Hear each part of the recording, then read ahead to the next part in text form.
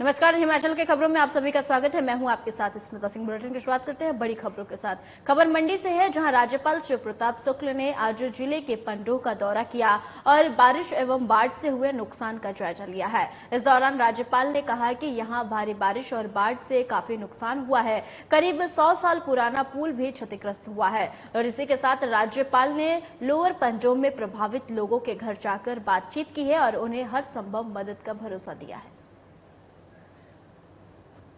आपको बता दें कि खबर मंडी से, जहां राज्यपाल ने पंडोह का दौरा किया है और बाढ़ से क्षतिग्रस्त हुए नुकसान का जायजा लिया है।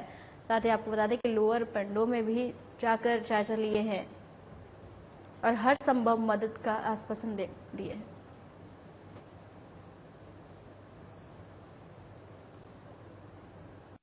का जायजा तो जहां जहां घटनाएं हुई है वहां वहां लिया जा रहा है।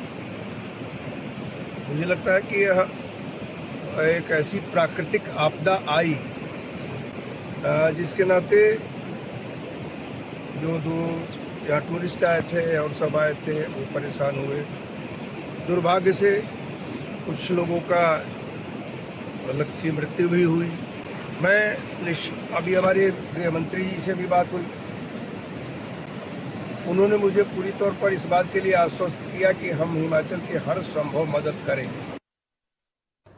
खबर शिमला से है, जहां प्राकृतिक आपदा से हुए नुकसान की भरपाई के लिए सरकार ने अब आम लोगों पर बोझ डालने वाले निर्णय लेने शुरू कर दिए हैं। बता दें कि हिमाचल के सुक्खू सरकार ने डीजल पर वैट बढ़ा दिया है और जिससे डीजल की कीमत 3 रुपए प्रति लीटर महंगी हो गई है। और इसको लेकर सीएम ने कहा है कि प्रदेश को भारी बारिश के कारण आई आपदा से हजारों करोड़ रुपए की क्षति हुई है और इसलिए सभी लोग आपदा की घड़ी में भी मदद के लिए आगे आ रहे हैं। और विधायकों ने अपनी 1 महीने की सैलरी आपदा कोष में दे दी है और अधिकारी और कर्मचारी भी 1 दिन का वेतन दे रहे हैं। और ऐसे में सरकार ने डीजल पर भी वैट बढ़ा दिया है। आपको बता दें, खबर शिमला से है, जहां प्राकृतिक आपदा से हुए नुकसान की भरपाई के लिए सरकार ने अब आम लोगों पर बोझ डालने वाले निर्णय लेने शुरू कर दिए हैं। दरअसल आपको बता दें कि हिमाचल के सुक्खू सरकार ने डीजल पर वैट बढ़ा दिया है और जिससे डीजल की कीमत 3 रुपए प्रति लीटर महंगी हो गई है।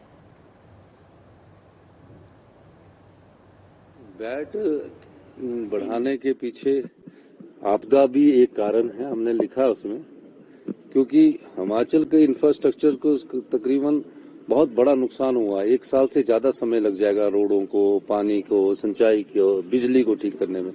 अभी तो हमने टेम्परेरी ठीक किया है और मैं ये बताना चाहता हूं कि 60 घंटे के अंदर कुल्लू डिस्ट्रिक्ट में सभी सुविधाएं हमने उपलब्ध करवा दी और सभी अधिकारी, कर्मचारी, बिजली बोर्ड के लोगों का और जो हमारे और कर्मचारी जो बाहर के डिस्ट्रिक्टों से आए थे उनका भी धन्यवाद करना चाहता हूं। लेकिन ये सब टेम्परेरी है, इनका परमानेंट स्ट्रक्चर करने के लिए पैसा चाहिए। पैसे के लिए हम अपने साधन तो बढ़ा ही रहे हैं, उसमें एक साधन डीजल का बढ़ाना भी है। और जब सब लोग सरकारी कर्मचारी है, सारे हिमाचल के लोग बढ़ चढ़कर दान कर रहे हैं। सरकारी कर्मचारियों ने 1 दिन की पे दान कर दी है, एमएलओ ने 1 महीने की पे दान कर दी है। तो सब जब इस आपदा के समय में सब लोग साथ दे रहे हैं, तो जो हमने डीजल बढ़ाया है उसका रेट अभी भी उत्तराखंड, हरियाणा और पंजाब से कम है।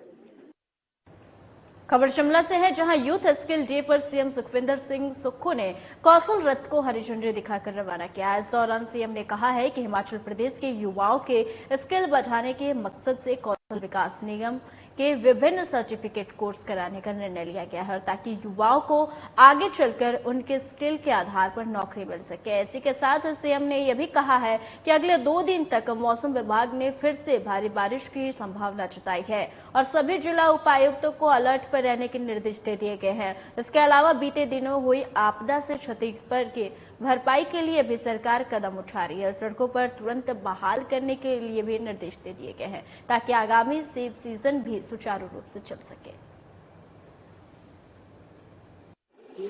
यूथ स्किल डे है आज और कौशल विकास के तहत इस समय कोई 6-7 डिस्ट्रिक्टों में अगले 6 महीने में जो लेटेस्ट टेक्नोलॉजी से रिलेटेड है और एक सर्टिफिकेशन कोर्स स्टार्ट किया जाएगा, जिसमें टेलीकॉम से रिलेटेड नदौन और बिलासपुर में किया जाएगा।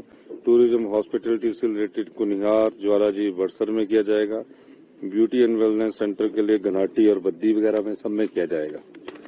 तो ये एक स्किल डेवलपमेंट है और इस स्किल डेवलपमेंट के काम को कि 6 महीने में उनको एक जब सर्टिफिकेशन कोर्स मिलता है तो उनको कहीं भी जॉब करने के लिए एक ऑथराइजेशन मिल जाती है। वो किसी भी विभाग में, जैसे टूरिज्म में होगा, टूरिज्म में अगर सर्टिफिकेशन कोर्स मिल जाएगा तो उनको आने वाले समय टूरिज्म में नौकरी मिलेगी, हॉस्पिटलिटी में नौकरी मिलेगी। तो ऐसे ये जॉब अपॉर्चुनिटी करवाता है और उन युवाओं को जो +2 पढ़े हैं एक जॉब ट्रेनिंग जैसा करवाता है ताकि वो अपने काम में स्किल हो सके। हिमाचल प्रदेश के कुल्लू, बुंतर, मनाली, पंडोह और मंडी में प्रभावित क्षेत्रों का दौरा करने के बाद बीजेपी के राष्ट्रीय अध्यक्ष जेपी नड्डा और केंद्रीय सूचना एवं प्रसारण खेल मंत्री अनुराग ठाकुर शाम को बिलासपुर पहुंचे और इस दौरान बीजेपी के राष्ट्रीय अध्यक्ष जेपी नड्डा ने बिलासपुर में पत्रकार वार्ता को संबोधित किया और कहा कि इस आपदा की घड़ी में केंद्र सरकार के द्वारा 180 करोड़ रुपए की पहली किस्त जारी कर दी गई थी और अब इस दौरे के बाद 181 करोड़ रुपए की एक और किस्त गृह मंत्रालय ने जारी की है। वहीं उन्होंने यह भी कहा कि यहां 100 साल पुराना पुल टूट गया है जिसमें 4 विधानसभा क्षेत्रों का संपर्क टूट गया है।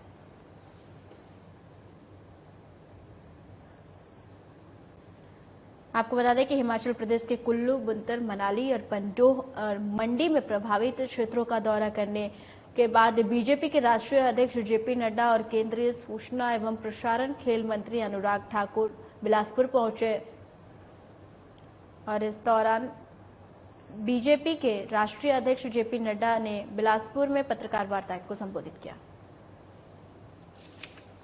सबसे पहले हम पंचवक्त्र मंदिर मंडी गए और वहाँ लोगों से भी मिले। वहाँ एक ब्रिज टूट गया था, उसके चलते जो नुकसान हुआ उसको भी देखा और जो लोग वहाँ पर के कारण नुकसान में पड़े हैं उसको भी हमने जाना।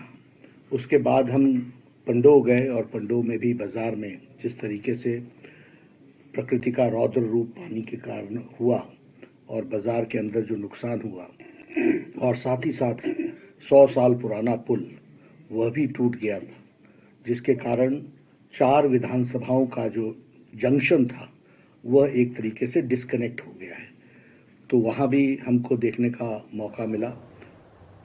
खबर कुल्लू से है, जहां लोक निर्माण मंत्री विक्रमादित्य सिंह ने आपदा प्रभावित मणिकरण और सेंच घाटी का दौरा कर स्थिति का जायजा लिया है। इस दौरान उन्होंने कहा है कि क्षेत्र में प्राकृतिक आपदा से हुई भारी क्षति दुर्भाग्यपूर्ण है, लेकिन सरकार इस स्थिति से लोगों को बाहर निकालने, राहत और पुनर्वास के लिए लगातार प्रयास कर रही है। उन्होंने यह भी कहा कि क्षेत्र के आपदा की स्थिति को सीएम और केंद्र सरकार के सामने रखा जाएगा ताकि आपदा से राहत के लिए लोगों को मदद मिल सके। वहीं उन्होंने यह भी कहा कि आपदा से हुए नुकसान का जायजा लेने स्वयं क्षेत्र का दौरा कर रहे हैं ताकि अधिकारियों को उचित दिशा निर्देश जारी किया जा सके।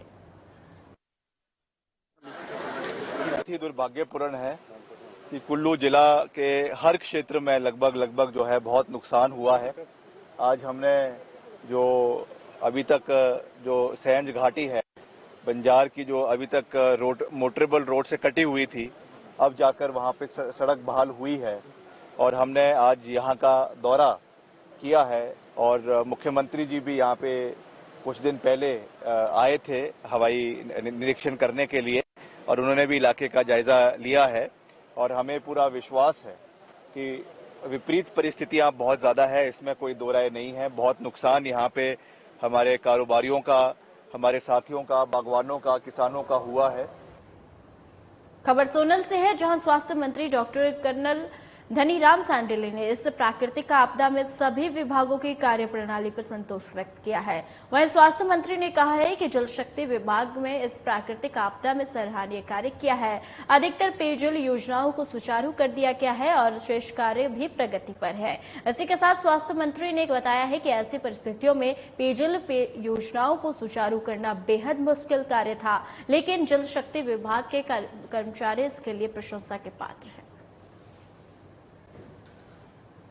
आपको बता दें कि बाधाएं पड़ी थी, मुझे बताया गया कि उन्होंने 159 समझिए आज तक पूरी कर दिए, तो बाकी शेष रहती हो कल करेंगे। प्रदेश में भारी बरसात के बाद जो जल परियोजनाएं ठप पड़ गई है और पानी के स्रोतों में गाद आने से पानी की आपूर्ति बाधित हो गई है। ऐसे में शिमला के लोगों को पानी के लिए तरसना पड़ रहा है और शिमला के कई क्षेत्रों में नलकों में सप्ताह से पानी नहीं आया है। वहीं लोगों को टैंकरों का ही सहारा है, लेकिन पहाड़ी इलाके में हर जगह टैंकर देना संभव नहीं है। और वहीं नगर निगम के महापौर सुरेंद्र चौहान ने बताया है कि 19 टैंकरों के माध्यम से शिमला में पानी की सप्लाई की जा रही है, जिसमें 6 नगर पालिका के हैं। और इसी के साथ उन्होंने ये भी कहा कि 2-3 दिनों से पानी की व्यवस्था सुचारू हो जाएगी।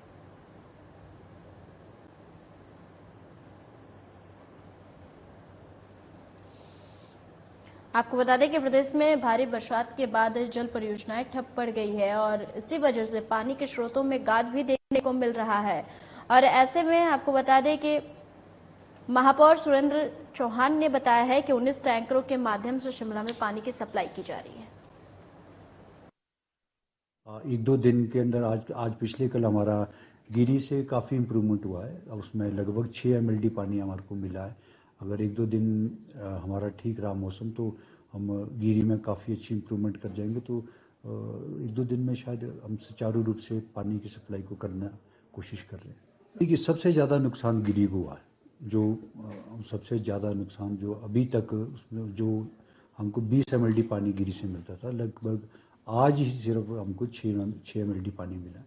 पिछले दिन तक वहाँ 1 या 2 MLD तक जा रहा था, क्योंकि गिरी में सिल्ट बहुत ज़्यादा और सोर्स में बहुत डैमेज हुआ है वो स्कीम हमारी। उसकी वजह से हमारे को काफ़ी नुकसान भी हो रहा है। और मैं उम्मीद करता हूँ कि 1-2 दिन के अंदर अंदर और ज़्यादा वहाँ पंप चलने शुरू हो जाए।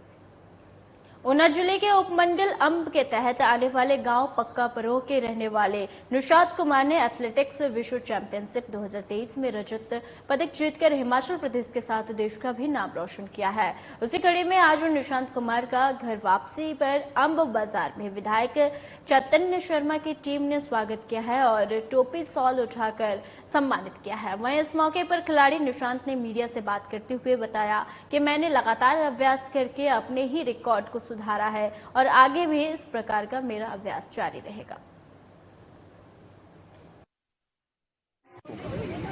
मेरे को ये मौका मिला और मैं काबिल बनाऊं और खिलाड़ी बनाऊं, अच्छा खिलाड़ी बनाऊं और अपने देश के लिए खेल रहा हूं, रिप्रेजेंट कर रहा हूं अपने स्टेट को, अपने गांव को। और बहुत अच्छा लग रहा है वापस आकर मेडल जीतकर। तैयारी बहुत अच्छी है जी।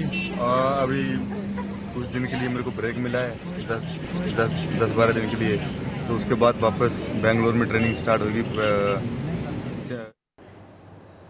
हिमाचल के बुलेटिन में फिलहाल के लिए इतना ही। मुझे दीजिए इजाजत। नमस्कार।